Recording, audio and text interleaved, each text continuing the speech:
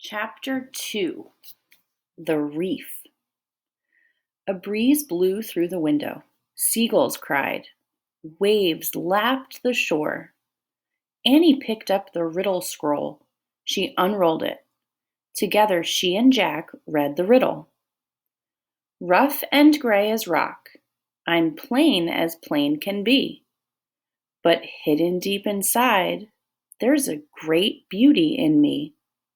What am I? Let's go find the answer, said Annie.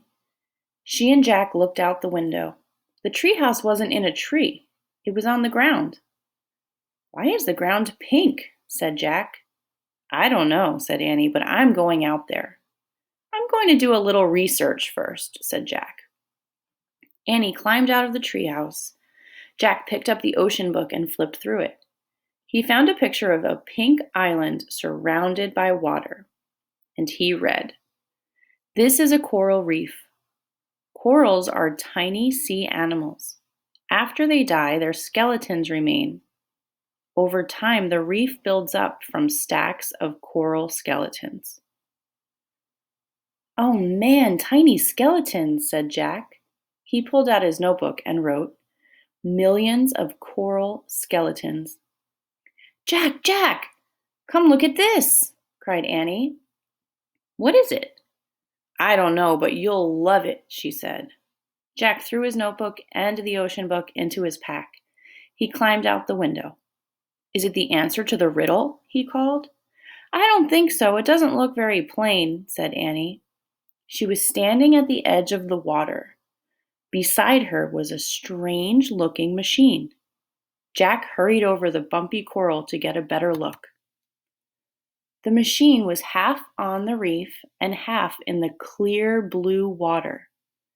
It looked like a huge white bubble with a big window. "Is it a special kind of boat?" asked Annie. Jack found a picture of the machine in the ocean book, and he read, "Scientists who study the ocean are called oceanographers. Sometimes they travel in small diving vessels called submersibles or mini-subs to study the ocean floor." "It's a mini-sub," said Jack. He pulled out his notebook. "Let's get inside it," said Annie. "No," said Jack. Actually, he did want to see what the sub looked like inside, but he shook his head. "We can't. It's not ours." "Just a teeny peek," said Annie. "It might help us figure out the riddle." Jack sighed. "Okay, but we have to be careful. Don't touch anything," he said. "Don't worry," said Annie. "And take off your shoes so they won't get wet," said Jack. He and Annie slipped off their shoes and socks and threw them toward the treehouse. Then they stepped carefully over the sharp coral. Annie turned the handle on the hatch of the mini-sub. It opened. So the hatch is like a door. She and Jack climbed inside. The hatch slammed shut. The mini-sub was tiny. 2 seats faced the big window. In front of the seats was a computer built into a control panel. Annie sat down.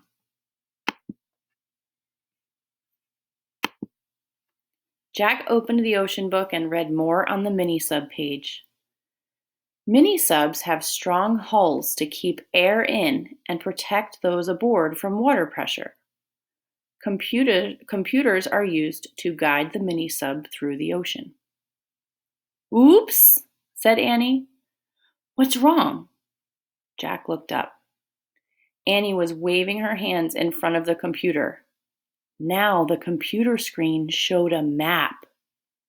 "What's going on?" said Jack. "I just pressed a few keys," said Annie. "What?